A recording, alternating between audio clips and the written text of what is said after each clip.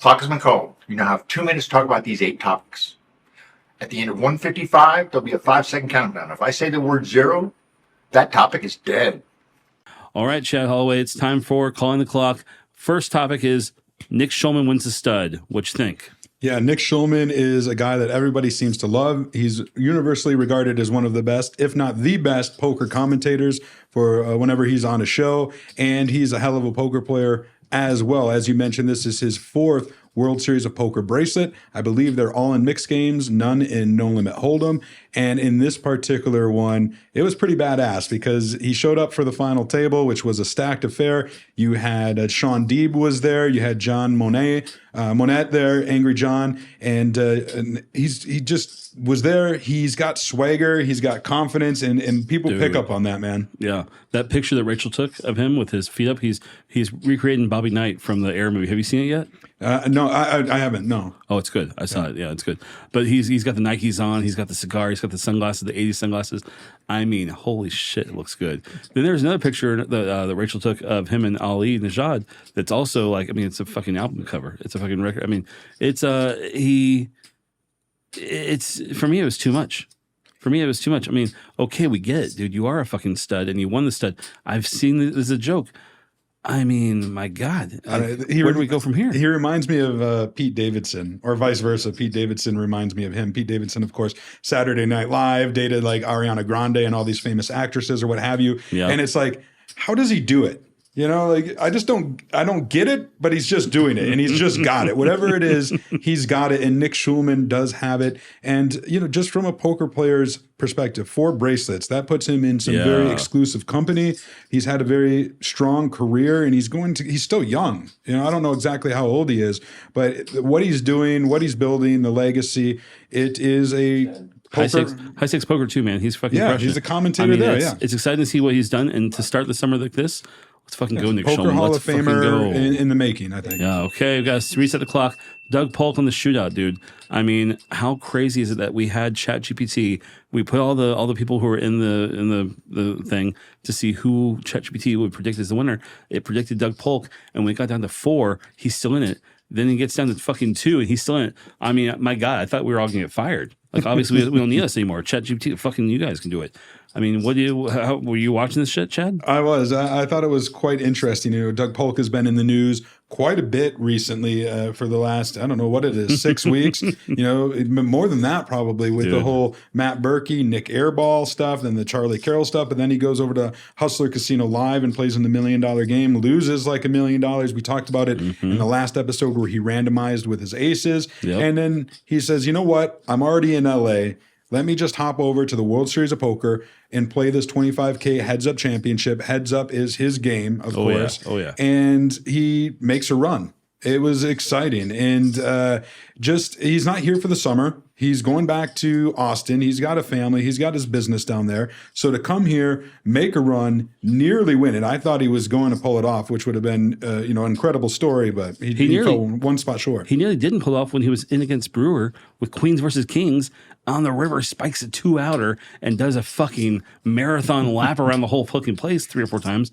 Holy shit, man. That was insane. But he did not take the towel down. Did not win his 4th bracelet. That went to Mr. Kuhn. Chen Racy Kuhn takes down the bracelet and the title. And it was funny. John Sofin, our colleague, he did an article, the 2 failed bluffs in 1 week that cost Doug Polk $700,000 because, of course, he bluffed against Tom Dwan on the Hustler Casino Live, losing a $1.1 million pot. And then in the finale against Chen Racy Kuhn, he ended up bluffing in a spot that got called and ultimately led to him finishing as runner-up. There you go. The clock's up. Next title is Mystery Millions. Okay, we turned in 3 $1 million winners with this event. 1 with the first place finish, of course, but 2 got to draw a fucking envelope and just get surprised with $1 million. And we had 2 completely different reactions. Chad, did you pay attention to this? I saw. This is funny because I was off. It was my first day off of it, and I was off last year during this event. Yeah, we both were off. But I went to see the new Spider-Man movie, and as soon as I got out of the theater, I pulled up social media because I wanted to see if these bounties were still available. Yeah. And I saw the reaction of the one that got excited, and I thought, all right, that's pretty good. I'm happy to see that. I didn't see the other one. Was it just another kind of ho-hum. Oh, great. I just won $1 million. Yes, it was so bad. Okay, so the first thing I'm talking about is Patrick Lang. Patrick was the one who pulled it, and he was so excited. He says he's going to give $1,000 to every player at the table when he goes back, which is so cool. So, I mean, fucking that's what we need, is that kind of fun energy, excitement. However, Shant Marashlian is the gentleman who pulled the first time, and you can tell he pulls it. He's just like, and he says to, I think it's either Natalie Bode or to our people, he says like, yeah, I'm just worried about the taxes. Yeah, geez. I'm pulling my hair. I'm like, in that case, don't fucking enter this tournament. Yeah. What, are you looking for a min cash? Yeah. What, you're worried about taxes? Fuck, are you kidding me? How much money do you have that you're like, that's your concern? Like, oh, I just got $1 million. I don't want it though. Fucking give it to the next guy then. Take the fucking 25K. You still have taxes? Yeah. I mean, how is that a reaction to, yeah, I'm not a big fan about that. Brutal. These mystery bounty events are viral moments for poker. You don't get a lot of that outside of the live streams and stuff. And so with $1 million bounties too, and 2 of them. I mean, come on. And then of course that was Crusher. I mean, that wasn't planned. The plan was 1, but they had such a great number turn out. Right. So, and there was $1 million up top to the winner, which ended up being Tyler Brown. Yep. But good job, Patrick. Your fucking reaction was amazing. All right. Ding, ding, ding. Okay. New topic. We're going to Alan. Oh, I like this one. Alan Kessler gets his 100th WSOP cash. I got to tell you though, I looked at WSOP and I only count 99. Well, WSOP is a little bit late to the party when updating their. They got one from the most recent ones. It's from June 2nd. I don't know. So, I'll tell you what. I trust Alan Kessler more than I trust WSOP.com. 83 and 16. That's 99, buddy. I'm just telling you. So what we're gonna do is we're gonna go over. I pulled up his top 10 WSOP caches because we talk about a lot about Kessler's min caches. Let's give him a little clap. Good job, Alan, on your 100th cache if it's real. But let's go. Do you know about these? The top 10? Let's. I think his biggest one was he won a World Series of Poker circuit main event at Foxwoods years ago for a ring. Right? You're wrong. That's not his biggest. No? So number 10 is 38K, 320th place in the main event in 2019. Well done. 9th, 41K in 2022 08. It's all different games. It's one thing I like about Kessler's caches. PLO is 57,000 euros. That's in Europe, of course. 7th is 73K, first place at a circuit event. 6th is 76K at the WSOP stud event. Now we get into the 6 digits, 132, 134, 140. 170th, it's the first place. That's his second biggest cash in 2014, 2015. But his top cash is his second place finish in 2010 in the stud high-low 8 or better for 276K. Wow.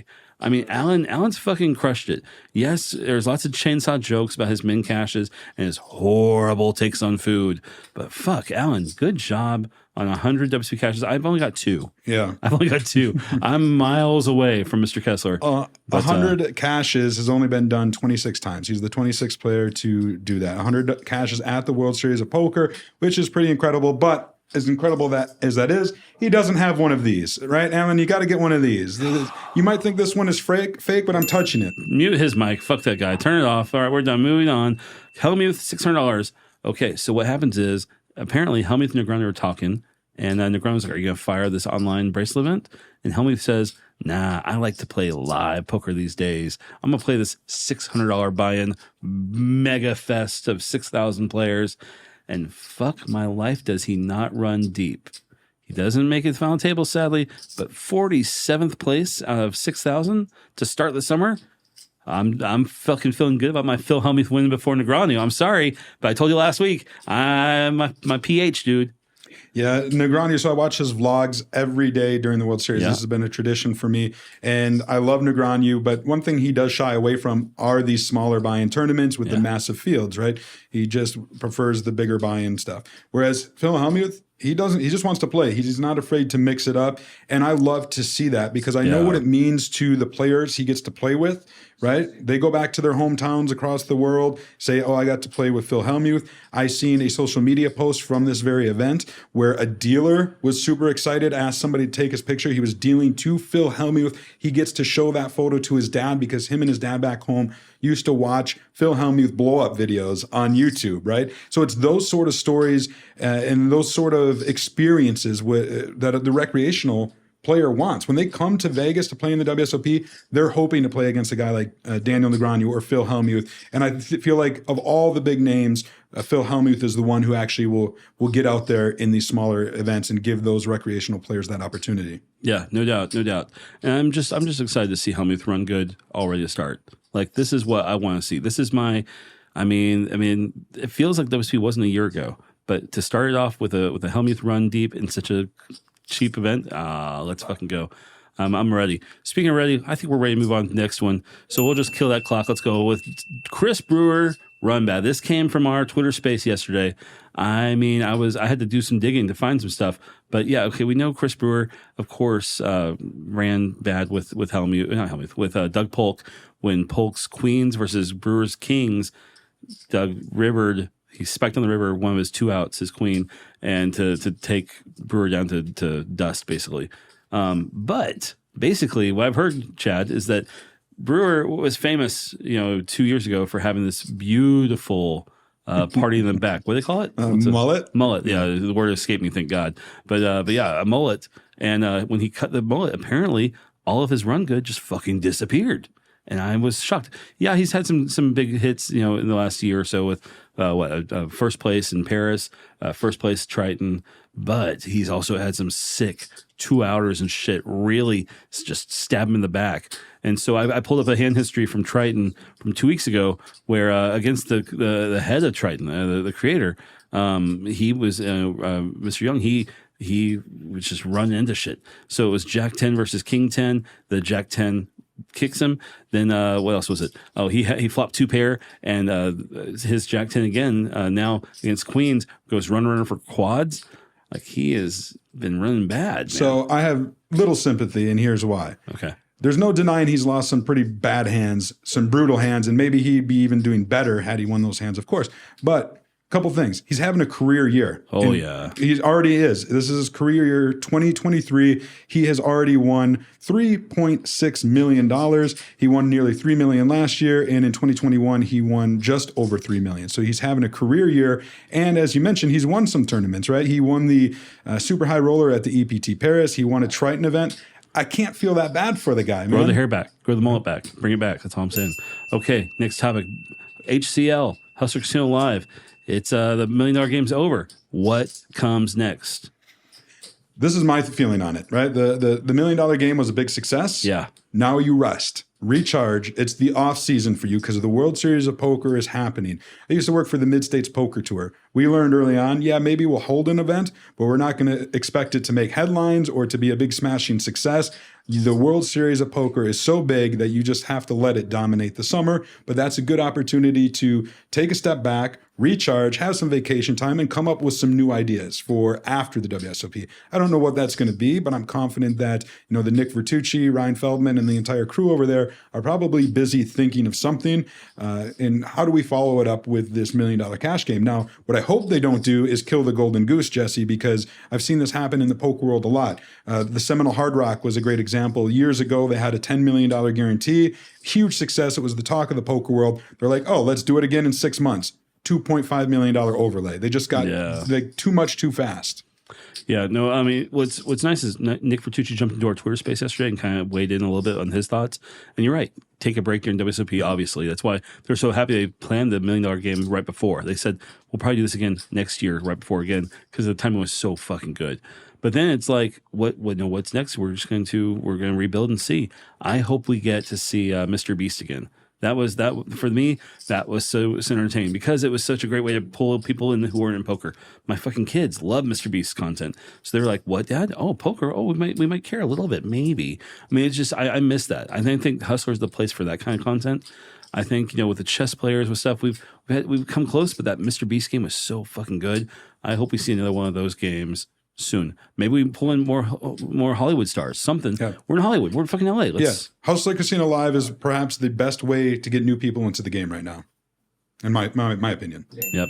All right. It's our last topic. Let's talk about Chad winning 2 dealer's choice bracelets. My God. 7, not you, fucker. No, not you. Not me. No, the other Chad. The more important Chad. The important Chad. Go ahead. Yeah, no, Chad Eveslage. He was a guest on the Poker News podcast. I believe it was earlier this year after coming off winning the World Poker Tour Player of the Year. just denying Steve Buckner, of course. But he won, I think, 2 WPT titles and then WPT Player of the Year. He comes to the World Series of Poker. Last year, remember, he won his first bracelet. We're only a week in. Literally, today is a week. He's already won 2 bracelets. 2 dealer choice bracelets. He is a crusher in every regard. He's the early favorite now for Player of the Year, and he's still got 6 weeks left to win potentially a third and maybe become the first player ever to win 4 in a single WSOP. He knows how to play no limit. He knows all the mixed games. The guy is just, it's unbelievable. Yeah, no, that photo of him holding 2 bracelets already is just so sick. At day 7, it just makes no sense. I mean, yeah, I remember when Merson won his second bracelet, obviously 11 years ago, and how cool it was to have a player win 2 in a year, and he won POI.